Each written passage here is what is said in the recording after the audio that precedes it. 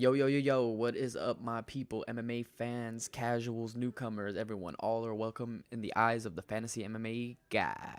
We got you guys. And today I'm going to do some breakdowns on Dustin Poirier versus Justin Gaethje. It's a pretty interesting matchup. You know, we got the more intelligent striker of Dustin Poirier. He likes to mix up his strikes a lot more. Justin Gaethje's kind of a crazy guy that just pushes forward despite he has excellent wrestling but decides not to use it, which is an interesting choice. Maybe he uses it this time. I doubt it. He likes to put on a show for the fans, and I enjoy watching them. So we're gonna break down these fights, show you a little bit how the roster works and everything. So I'm gonna get you going. Let's get it. Bring up the lineups, baby. Alrighty, intro is done. We don't want to hear me talk though. We want to see some lineups. So let's get straight to the point, ladies and gentlemen. Let me get my screen capture going in 3, 2, 1. There it is. Now let me get my face out of here because no one wants to see this. Boom. Okay, let's check out these lineups, man. So for me, I like to always look at who do I think is the biggest favorite in my eyes. This salary cap to me don't necessarily mean anything to me. I mean, we got Luke Sanders over here. I mean, he was doing pretty good. I mean, he looks promising, but I mean, I seen him get dropped because he was getting reckless. He looks technical, and the guy against him, Williams, got some pretty good power. So I don't know if he should be that high up there. And Gilbert Burns, I mean, he's a probably pretty good favorite to pick. He's a safe choice, but I mean, 9,400, that's a lot against this guy Moray. Not too much film on him, but from what I'm looking at, Gilbert Burns should be able to take that. He's the more experienced fighter. Moray's first time in the UFC. It's a tough cookie to try to take when you first come into the UFC. But do I think Gilbert Burns is a guy that I'm going to pick in my lineups? I don't think so. Like I told you guys in my videos before, I like to stay away from the guys that are the most expensive because then you know you pick the most expensive guy and it kills your cap. We call those salary killers. And then you're going to have to go with the homeboy P. Williams. And actually, P. Williams actually might be a good little underdog pick. So hey, you know, hey, it might work out. So we're going to try it out. Let's say for you people that like to pick the heavy favorite, let's get a 9,400 in there. Let's check it out for you guys. So you're going to go with Gilbert Burns because he's the biggest favorite. That's what you want to try to do.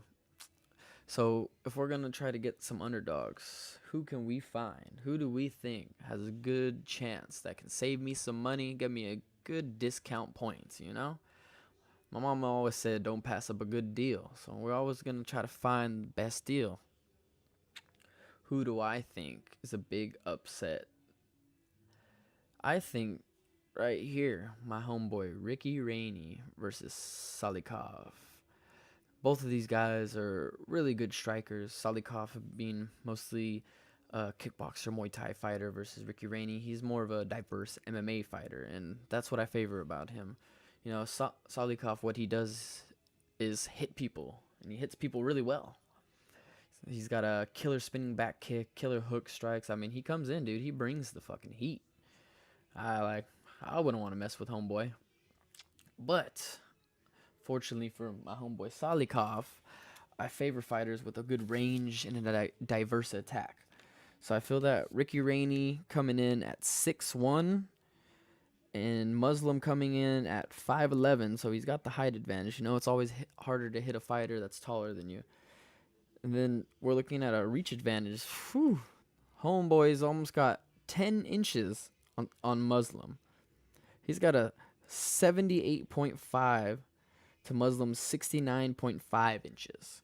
I mean, so homeboy's got basically my whole forearm reach on him.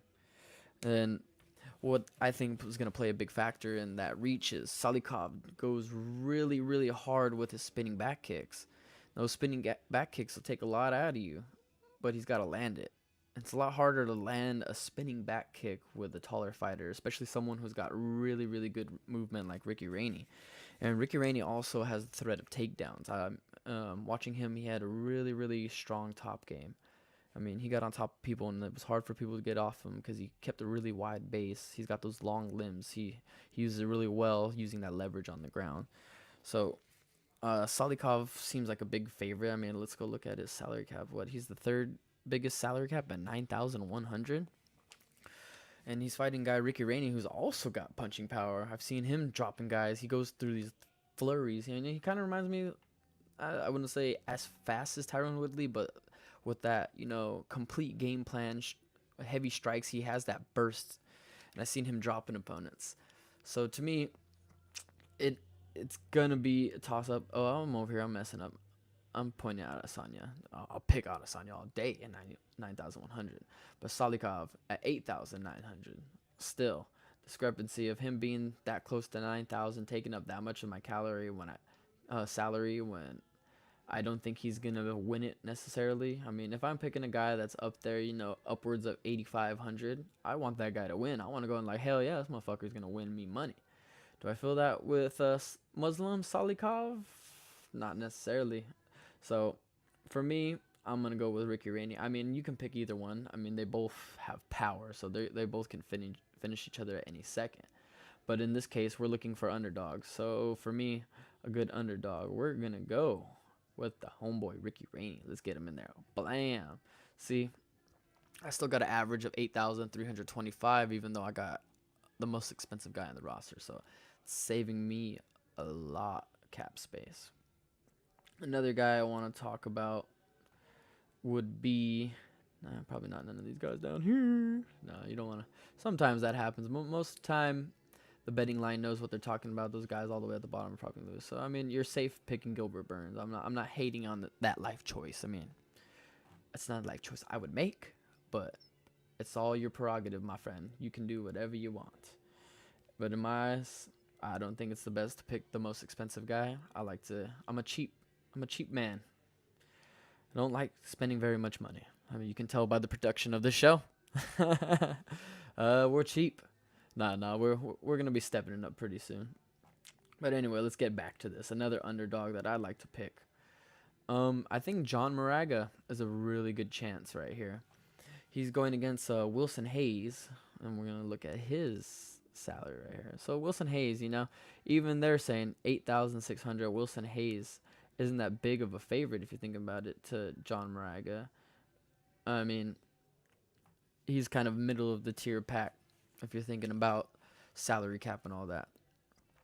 I think that John Moraga has been on a tear lately. And there's one thing that you can't explain in MMA, but momentum. Lots of people, when they get that momentum going, I mean, you see it, stars rise.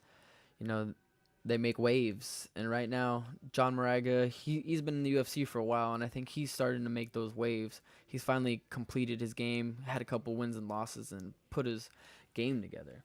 So I feel like John Moraga's on the uptick. He's on a good little tear, and he's been finishing guys. His straight right's pretty deadly. And then one factor about that straight right is, if you're watching, I can't even remember. Wilson Hayes.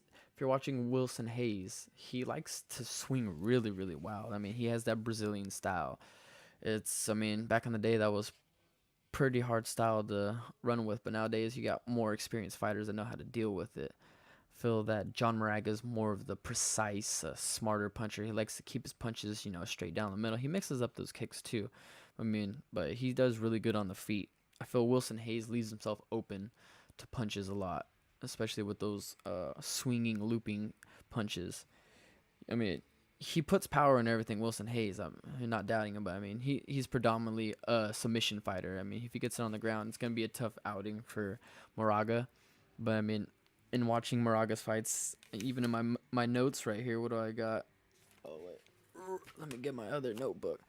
Yeah, got great defense against the double is one of my things that I put. Seen him sprawling really, really fast. These flyweights, they spring out really quick. They're like fucking cats, man. Fucking jumping on their feet, always landing on their feet and everything. Yeah, Wilson Hayes, another thing. He's got a lot of muscle, so I wouldn't say he gasses out, but he does slow down eventually because he throws those strikes with everything in him. Takes a lot out of you eventually. So in my eyes, I feel the homeboy John Moraga is going to take it out. Like I said, underdogs aren't necessarily underdogs to me. I just go by film. I don't go by these underdog picks. And another thing is you picking these underdog picks. What happens too? Most people don't pick them. So you have a fighter that wins with an 11% pick rate. You're gonna jump the rankings compared to guys that are probably gonna be picking the Gilbert Burns. Gilbert Burns wins, and you got 80% of the people picking him. You're not gonna move up too much in the rankings. So that's another thing you want to look for too. Okay, so now we still got 8,566. So we have a pretty even salary cap. So we can probably look at some guys more up here. Another guy that I really, really like. There's two guys, Arjun Bowler and Israel Adesanya. These guys right here finishes. So like, if I were to get someone on my roster, I'd probably go with Arjun Bowler and Israel Adesanya more. But for the salary cap sake, just to give you guys an example how I can fill rosters, I'm just going with Gilbert Burns. But Arjun Bowler and Israel Adesanya, I think, are really good picks for knockout upside. Israel Adesanya, I would say, I think he should be ranked higher than Arjun Bowler. I don't know why he's down here. But Israel Adesanya, his striking, oh my God, this guy is special. I mean, they compare him to John Jones. I wouldn't say their style is completely the same, but they have that it factor, that striking. People have a hard time figuring out that puzzle when they're fighting these fighters like John Jones and Israel Adesanya. And he's got some reach on this boy. He's got an 80-inch reach compared to Marvin Vettori's 74-inch reach. So he's got a really good reach advantage, and that's something that he can utilize really well with his kicks. I mean, his kick speed is crazy. His striking, he mixes up really well with changing levels, low to high kicks, head kicks. He sets up those head kicks with the low kicks, hits them to the body so they start dropping their hands, and he'll catch him with a quick snap kick with his front leg. And his leg kicks even will take out the mobility of his fighters. So in my eyes, I feel like Vettori is a sacrificial lamb. I think Israel Adesanya is their new guy that they're trying to build up. They're trying to get him some highlight film so they can build him up and, take on some higher competition. So to me, this is a sacrificial matchup. So Israel Adesanya is up there as a favorite, is justified. For sure, I'm going to pick him. So now we're going to play with these couple underdogs. I'm going to throw Israel Adesanya. I feel he has a higher upside to Arjun Bowler. Arjun Bowler has that finishing power. I've seen he gasses out too. Heavyweights, it's always a toss-up. But like, how is this guy going to perform? And heavyweights, especially if it goes to the decision, they don't get you very many points because once they get tired, they don't swing very much. So I like the high output fighters. Because even if it goes to decision, they're going to get me lots of points for that output. So over these two on the top, I'm going to go with Israel Adesanya. The likelihood that I would pick Burns is probably not great. So actually, in my two lineups, I would probably go with Israel Adesanya and Arjun Bowler. I think my next lineup will have those two. But anyway, we're gonna pick Adesanya. Let's get him in there, baby. So we got 4 fights down, still 8,300 remaining salary cap. Who else do I feel has a good matchup right here? Dustin Poirier. I feel he's a safe pick against Justin Gaethje. I mean, Justin Gaethje, the only way he beats someone is they have bad cardio, and I think Dustin Poirier has proven that he has great cardio. He's a diverse striker. He mixes up punches and kicks really well. Justin Gaethje, he's got that one-sided attack. He's gonna press forward like a freaking zombie from hell, eating punches and kicks like they're breakfast, bro. Like, homeboy eats shins for breakfast. He'll take a head kick and just still come at you swinging with all his might. Homeboy does not give up. I'll give him that. But in his fight versus Eddie Alvarez, you've seen Eddie Alvarez went to the body a lot, and that played a big factor in that fight. What Dustin Poirier does really well is those body kicks. And, I mean, he doesn't just telegraph those body kicks. He mixes them up with his punches. He'll go with the 1-2 body kick combo, open up with the body kick combo, and throw it even to the head. He mixes it up a lot. So in my opinion, I feel Dustin Poirier is going to be the fighter that can mix it up and take Justin Gaethje out. So I feel it might go to decision, but I think Dustin Poirier grinds it out and gets the decision. So I'm going to go throw Dustin in there. Boom. So look at this. We're down to our last fighter and picked a bunch of underdogs. Well, just 2 underdogs. We still got a decent amount. We don't have to, go to the bottom of the barrel pick a guy that I don't feel is really gonna win, right? So who else we got here? We're looking at 8,200. Starting at Yushin Okami, Lauren Miller, Shayna Dobson. That one's an interesting matchup right there. Lauren Miller and Shayna Dobson, they're both some crazy swinging females. They be swinging that estrogen all over the ring, getting all types of bad in there. I mean, Mueller, she actually is a predominantly ground fighter. She has a really good wrestling base, strong at the clinch. She likes to be, that old school type Randy Couture fighter. She likes to grind on women, makes them tired. The only thing is, on her fight in the contender series, looked like she was getting really tired. She was putting it on the girl, but I mean, she couldn't put it away, and she was getting pretty tired. The girl started cracking her at the end, so her cardio was pretty suspect. Shayna Dobson, on the other hand, too, I've seen her gassing out. She swings everything into her punches as well. I mean, like, these girls are gonna put on a great fight. I just feel they gas out a lot. I feel Shayna Dobson is gonna be the superior striker to Mueller. Mueller likes to rush in. She kind of leaves her chin up. Shayna Dobson likes to work those angles and counter punch a lot more. So I feel Mueller's going to come in with that rushing style, and Dobson's going to be able to capitalize on that. Now, the question is, can she finish in the first round? I don't know. Mueller's got a chin on her. I mean, she comes in, and when she senses danger, she has no problem clinching up, making it dirty, getting those knees in there. So to me, this matchup is all going to be who's got the more heart, who can grind it out. In my opinion, when it gets down to cardio, I feel that the wrestler will be able to take it out. Wrestlers are more used to, that long grind. I mean, even if they're tired, they can work through it. Shayna Dobson also, I've seen her in her past fights. She's been susceptible to wrestlers. So I feel like Lauren Mueller is going to be taking that. Do I want to pick this fight? Me, I don't think it's a guarantee, so I probably won't go with that one. Probably a really good one to go with. At this juncture right here, I'd probably consider Yushin Okami. Yushin Okami has been a vet. Everyone knows him. He's got that diverse striking. He's going against Diego Lima. If you guys seen Diego Lima, he's a really strong. I wouldn't say strong. Sorry, no, wrong word to use. He's a really lengthy fighter. He uses really good movement in his range, but he's been susceptible to knockouts and takedown fighters. He lost to Jesse Taylor in the tough finale from wrestling. A lot of his other fights, especially when he was in the UFC before, he was susceptible to those takedowns. He also got cracked a couple times and dropped. So, I mean, to me, his chin's a little suspect. I don't know if I would pick him. I'd probably stay clear of him. And Yushin Okami, I'm going to go pick him. Because what Yushin Okami does really well, he's got a strong judo background. I've seen Yushin Okami take guys down, and he holds them down. And it's pretty hard for them to get back up. His ground and pound is pretty damn good for the division.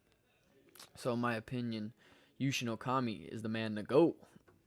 So, boom. There we go. Cleared out all their salary, made it nice and even, 0-0. Like I said, you crazy people picking Gilbert Burns. I don't think he's going to get that big of a finish. I think he's a good fighter, has a really good chance of winning. But to me, I'd probably drop Burns and put a little Arjun Buller in there. And, feel good that, you save some money. You got $200 in the bank. Hey, go buy yourself some nice food. Go take your girl out. You got $200 to spend, right? Sorry. Get carried away with myself. But yeah, you can Arjun Buller, Gilbert Burns. So I already showed you, you got some pretty good favorites. Ricky Rainey and John Moraga, I think, have really good upside of the knockout. So I'd pick them. So let's enter it. Boom! It's official. It's official. I'm winning or losing money right there.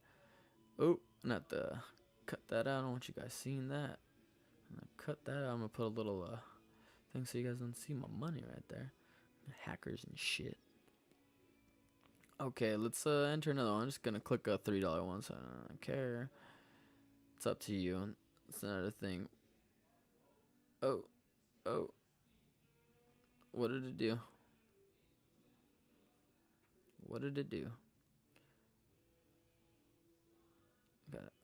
upcoming contest. Boom. Let's get this guy right here.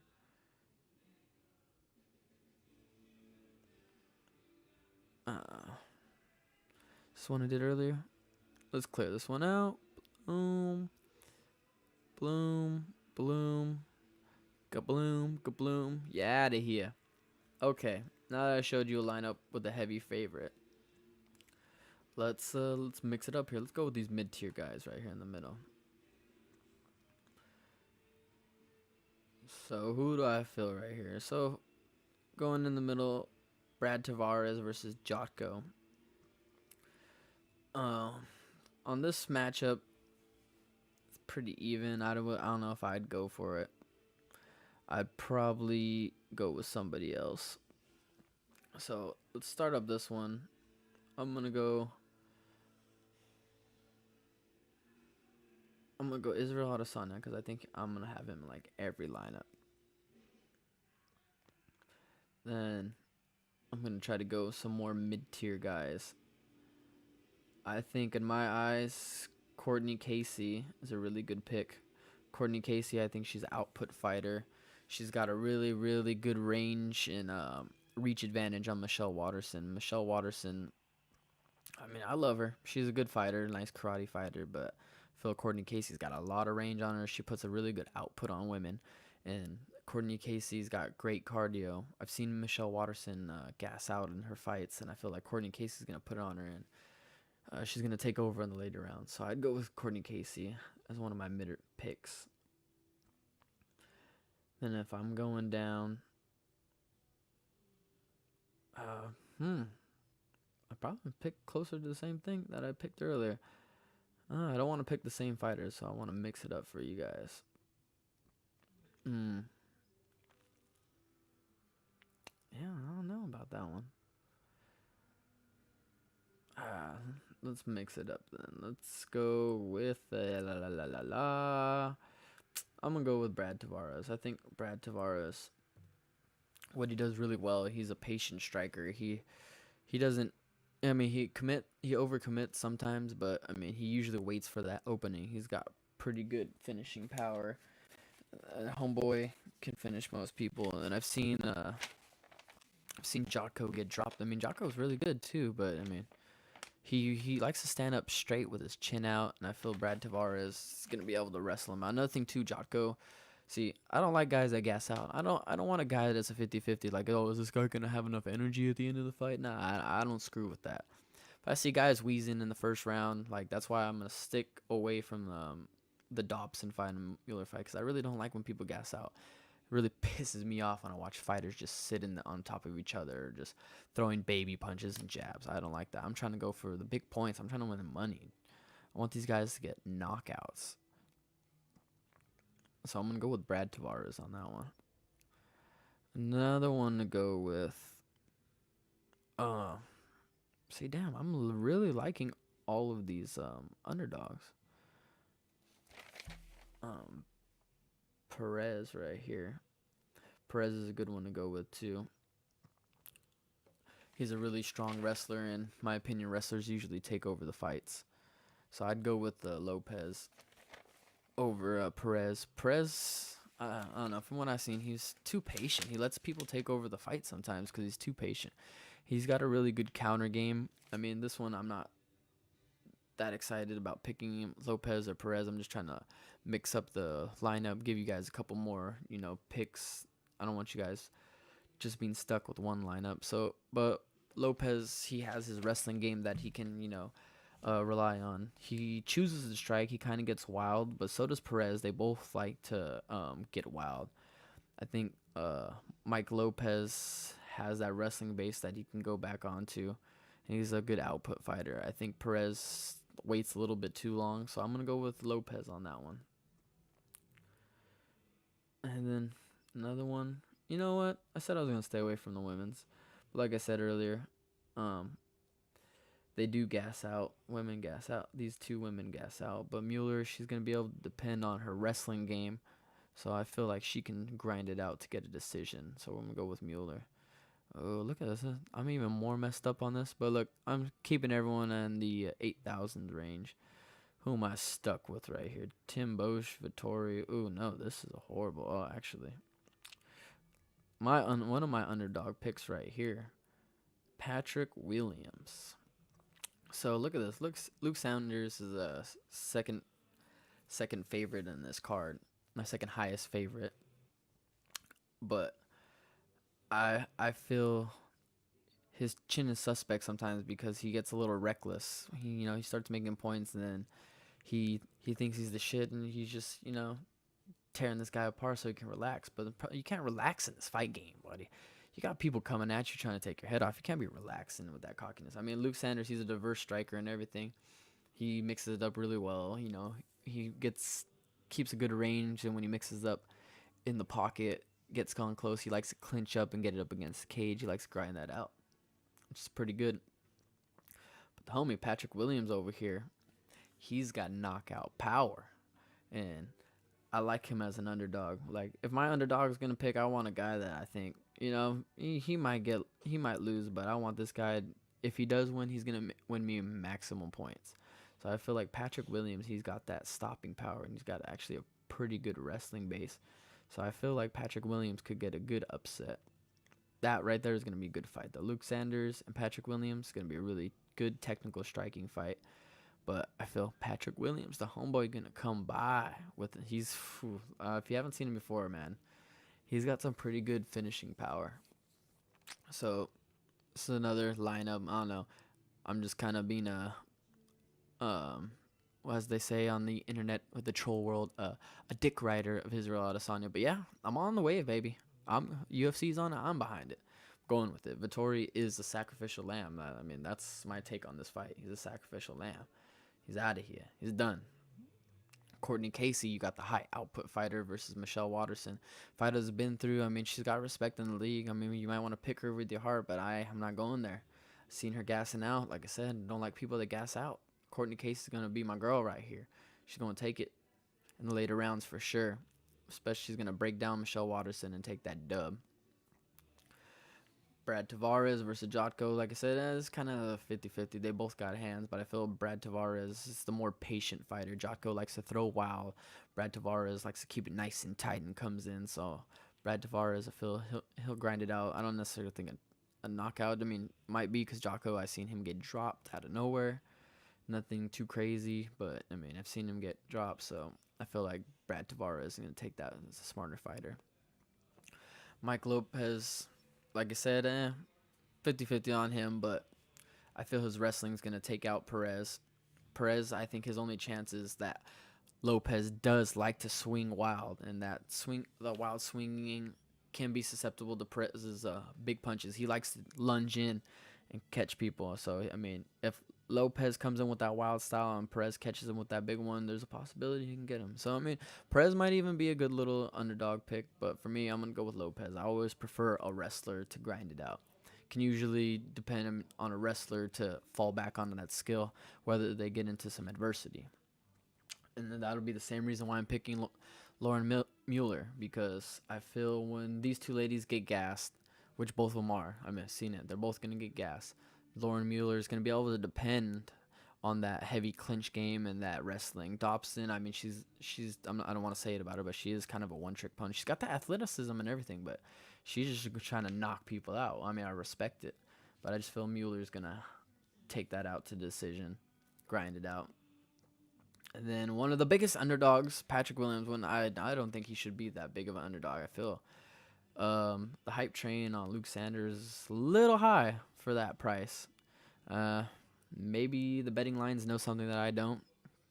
Who knows? I'm just a guy. I mean, the fantasy MMA guy. But just a guy, guys. Nothing too crazy here. So yeah, these are my two lineups. If you guys feel these lineups suck, go ahead and let me know. Like, oh, dude, what are you talking about? Why are you talking shit about my fighter, dude? I fucking went to high school with this guy. Well, that's cool, bro. I'm just giving you my input. So we're gonna save this. Hopefully we don't lose some money, you know. Maybe I can have a recap of this. Like, yep, you guys hated on my lineups, and I'm coming over here making money. Hopefully I win some goddamn money so I can step up this production, man. I hate video editing. I'm gonna have to get a guy to video edit for me. Here, don't look at my money. Don't look at my money. Don't do it. So, see this stuff? It feels good. I'm done recording. Hours of research, gone. Let's get out of here. Hours of research, gone. Let's get out of here. I'm done. I'm done with the breakdowns. Oh, all I want to do is watch these fights. I don't care. Hopefully we win some money. Hopefully I win you some money. If I do, you have to come back and donate to the good old fantasy MMA guy, you know. Tell him, hey, bro, thanks for your advice. You're really cool. Really smart guy. No, I'm just kidding with you guys. Anyway, thanks for putting up with my bullshit. These are my picks, and as I said, these are just suggestions to you. If you feel I'm a dumbass and you don't like my lineups, you can pick whatever you want. These are all just suggestions, giving you my input on these fights. I put hours and hours of research on these guys.